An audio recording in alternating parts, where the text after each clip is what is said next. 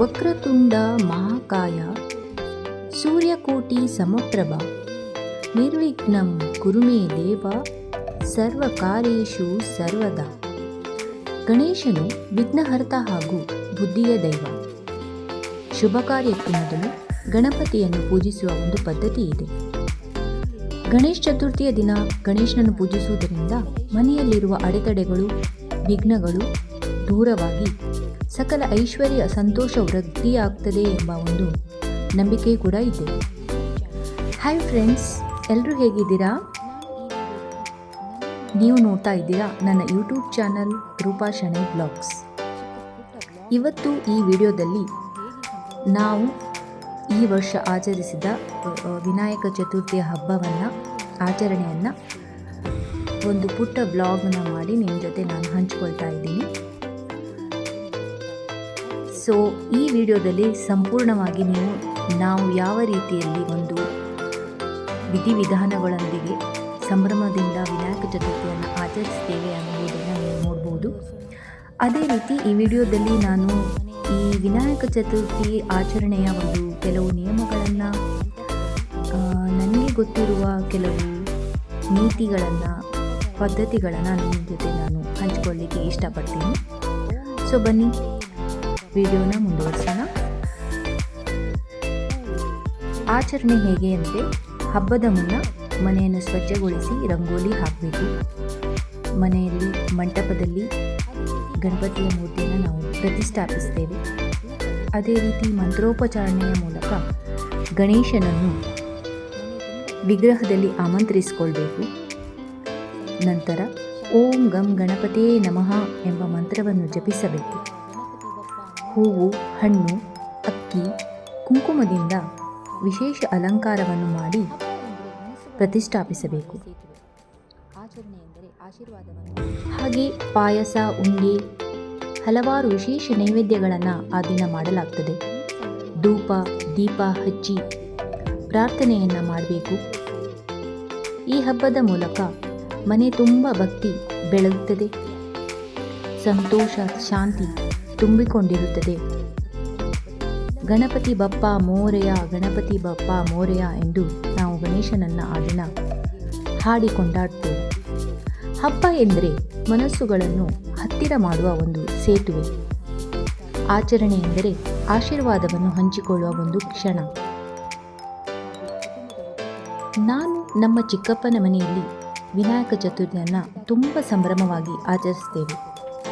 So ನೀವೇ ಈ ವಿಡಿಯೋದಲ್ಲಿ ನೋಡ್ತಾ ಇದ್ದೀರಾ, ನಾವು ಯಾವ ರೀತಿಯಲ್ಲಿ ಒಂದು ಒಳ್ಳೆಯ ಒಂದು ಪದ್ಧತಿಯಲ್ಲಿ ಆಚರಿಸ್ತೇವೆ. ಕುಟುಂಬದ ಎಲ್ಲರೂ ಸೇರಿ ಗಣಪತಿಗೆ ಹೂವು, ಹಣ್ಣು ಅರ್ಪಿಸಿ ವಿಶೇಷವಾದ ಕಡುಬು, ಮೋದಕಗಳನ್ನು ತಯಾರಿಸಿ ನೈವೇದ್ಯವನ್ನು ನಾವು ಸಮರ್ಪಿಸುತ್ತೇವೆ. ಪ್ರತಿಯೊಬ್ಬರು ಈ ಒಂದು ಕೆಲಸದಲ್ಲಿ ಭಾಗವಹಿಸಿ ತಮ್ಮ ಸೇವೆಯನ್ನು ಮಾಡ್ತಾರೆ. ಆರತಿ ಹಾಡಿ ಒಟ್ಟಾಗಿ ಹಬ್ಬವನ್ನು ಆಚರಿಸ್ತಾ ತುಂಬ ಸಂತೋಷದ ನೆನಪುಗಳು ಹಾಗೂ ಕುಟುಂಬದ ಒಗ್ಗಟ್ಟನ್ನು ನಾವು ಅನುಭವಿಸುತ್ತೇವೆ. ಗಣಪತಿ ಬಪ್ಪ ಮೋರ್ಯ ಎಂದು ನಾವು ಹಾಡಿ ಕೊಂಡಾಡ್ತೇವೆ. ಆನಂದ ಹಂಚಿದಾಗ ಮಾತ್ರ ಹಬ್ಬದ ನಿಜವಾದ ಅರ್ಥವನ್ನು ಮೂಡುತ್ತದೆ. ಭಕ್ತಿಯಿಂದ ಮಾಡಿದ ಪ್ರತಿಯೊಂದು ಹಬ್ಬ ಜೀವನಕ್ಕೆ ಹೊಸ ಬೆಳಕು ತರುತ್ತವೆ. ಬೆಳಿಗ್ಗೆ ಸಂಜೆ ಕುಟುಂಬದವರು ಸೇರಿ ಆರತಿ ಮಾಡಿ ದೀಪ ಹಚ್ಚಿ, ಸಂಜೆ ಹೊತ್ತಲ್ಲಿ ಕುಟುಂಬದವರೆಲ್ಲರೂ ಸೇರಿ ಬೇರೆ ಬೇರೆ ವಿಧವಾದ ಗಣಪತಿಯ, ದೇವಿಯ, ರಾಮನ, ಹನುಮನ ಭಜನೆಗಳನ್ನು ನಾವು ಹಾಡ್ತೇವೆ. ಅದೇ ಥರ ಎಲ್ಲರೂ ಬಹಳ ಉತ್ಸಾಹಪೂರ್ವಕವಾಗಿ ಈ ಭಜನೆಯ ಕಾರ್ಯಕ್ರಮಕ್ಕೆ ಭಾಗವಹಿಸಿ, ಚಿಕ್ಕ ಮಕ್ಕಳಿಂದ ಹಿಡಿದು ದೊಡ್ಡವರವರೆಗೆ ಎಲ್ಲರೂ ಭಜನೆಯನ್ನು ಪುನಃ ಪುನಃ ರಿಪೀಟ್ ಮಾಡಿ ತಾಳೆ, ಚಪ್ಪಾಳೆ, ತಾಳ ಹಾಕಿ ಹರ್ಷ ಭಾವದಿಂದ ನಾವು ಭಜನೆಯನ್ನು ಮಾಡಿ ಹಾಡ್ತಾ ಇದ್ದರೆ ಆ ಮನೆಯಲ್ಲಿ ಒಂದು ಆಧ್ಯಾತ್ಮಿಕ ವಾತಾವರಣವೇ ಒಂದು ನಿರ್ಮಾಣವಾಗ್ತದೆ ಅಂತ ಹೇಳಲಿಕ್ಕೆ ಇಷ್ಟಪಡ್ತೀನಿ. ಸೊ ಹೀಗೆ ನೀವು ನೋಡ್ತಾ ಇದ್ದೀರಾ ಈ ವಿಡಿಯೋದಲ್ಲಿ ನಾವು ಎಷ್ಟೊಂದು ಸಂಭ್ರಮದಿಂದ ಕುಟುಂಬದವರೆಲ್ಲರೂ ಸೇರಿ ಈ ಒಂದು ವಿನಾಯಕ ಚತುರ್ಥಿಯನ್ನು ನಾವು ಎಷ್ಟೊಂದು ಸಡಗರದಿಂದ ಆಚರಿಸ್ತೇವೆ ಅಂತ. ಸೊ ಈ ಒಂದು ಅನುಭವದ ಕ್ಷಣ ಹಬ್ಬಕ್ಕೋಸ್ಕರ ನಾವು ಒಂದು ಕಾತುರದಿಂದ ಕಾಯ್ತಾ ಇರ್ತೇವೆ ಪ್ರತಿಯೊಂದು ಕ್ಷಣಗಳಿಗೆ. ಯಾಕೆಂದರೆ ಈ ಹಬ್ಬದ ದಿನ ನಾವು ಎಲ್ಲರೂ ಕಸಿನ್ಸು, ಬ್ರದರು, ಸಿಸ್ಟರ್ಸ್ ಎಲ್ಲರೂ ಒಟ್ಟಾಗ್ತೇವೆ. ಸೊ ನಮ್ಮ ಒಂದು ಮೆಮೊರೀಸ್, ನೆನಪುಗಳು ಎಲ್ಲ ಇದರಲ್ಲಿ ಒಟ್ಟಾಗಿ ಆ ಒಂದು ಸಂತೋಷದಾಯಕ ವಾತಾವರಣವನ್ನು ನಿರ್ಮಾಣ ಆಗ್ತದೆ. ಸೊ ಹೀಗೆ ಗಣಪತಿ ಬಪ್ಪ ಮೋರೆಯ, ಗಣಪತಿ ಬಪ್ಪ ಮೋರೆಯ ಎಂದು ನಾವು ಜಪ ಮಾಡ್ತೇವೆ. ಹೀಗೆ ಮಾಡುವುದರಿಂದ ಹಬ್ಬದ ಉತ್ಸಾಹ ಇನ್ನಷ್ಟು ಹೆಚ್ಚಾಗ್ತದೆ. ಕೊನೆಗೆ ವಿಸರ್ಜನೆಯ ಮುನ್ನ ಕೂಡ ನಾವು ಗಣಪತಿ ಬಪ್ಪ ಮೋರೆಯ ಎಂದು ಭಕ್ತಿಯಿಂದ ನಾವು ಪಠಣೆ ಮಾಡಬೇಕು. ಸೊ ಅದು ಬಹಳ ಶುಭ ಸೂಚಕ. ನಂತರ ದೇವರ ಪ್ರತಿಮೆಗೆ ಬಾವಿಯ ನೀರಿನ ಅಭಿಷೇಕವನ್ನು ಮಾಡುವುದು ಪದ್ಧತಿ ಇದೆ. ಕೊನೆಯಲ್ಲಿ ವಿಸರ್ಜನೆಯ ಒಂದು ಸಮಯದಲ್ಲಿ ಗಣೇಶನಿಗೆ ಒಂದು ವಿಶೇಷವಾದ ಆರತಿಯನ್ನು ಮಾಡಿ ನಾವು ಕೃತಜ್ಞತೆಯನ್ನು ಸಲ್ಲಿಸಬೇಕು.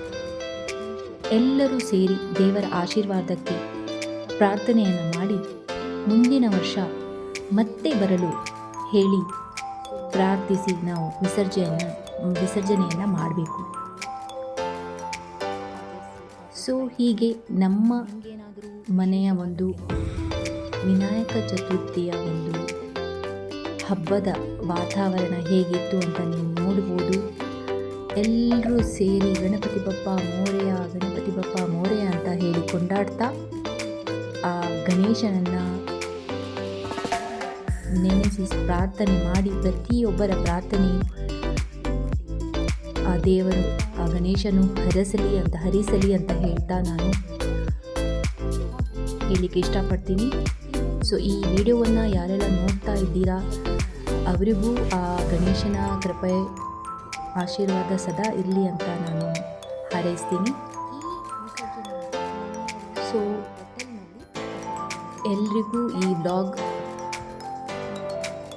ಖುಷಿಯಾಗ್ಬೋದು, ಆನಂದದಿಂದ ನೀವು ನೋಡ್ತಾ ಇದ್ದೀರಾ, ಅನುಭವಿಸ್ತಾ ಇದ್ದೀರಾ, ಒಳ್ಳೆಯ ಕ್ಷಣಗಳನ್ನು ನೋಡಿ ಖುಷಿ ಪಡ್ತಾ ಇದ್ದೀರಾ ಅಂತ ಅಂದ್ಕೊಳ್ತೀನಿ. ಇದು ಕೊನೆಯ ಕ್ಷಣ, ವಿಸರ್ಜನೆಯ ಟೈಮ್.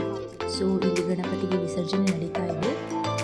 ಸೊ ಎಲ್ಲರೂ ಒಟ್ಟಾಗಿ ಗಣಪತಿ ಬಪ್ಪ ಮೋರೆಯ, ಗಣಪತಿ ಬಪ್ಪ ಮೋರೆಯ ಅಂತ ಹೇಳ್ತಾ ನನ್ನ ಈ ಪುಟ್ಟ ಅನುಭವದ ಒಂದು ಗಣಪತಿ ಹಬ್ಬದ ಒಂದು ವಿಶೇಷ ಕ್ಷಣಗಳನ್ನು ನಿಮ್ಮ ಜೊತೆ ಹಂಚಿಕೊಳ್ಳಿಕ್ಕೆ ನನಗೆ ಅವಕಾಶ ಕೊಟ್ಟಿದ್ದಕ್ಕೆ ತುಂಬುರದ ಧನ್ಯವಾದವನ್ನು ನಾನು ಹೇಳಲಿಕ್ಕೆ ಇಷ್ಟಪಡ್ತೀನಿ. ಎಲ್ಲರೂ ಚೆನ್ನಾಗಿ ಖುಷಿಯಾಗಿ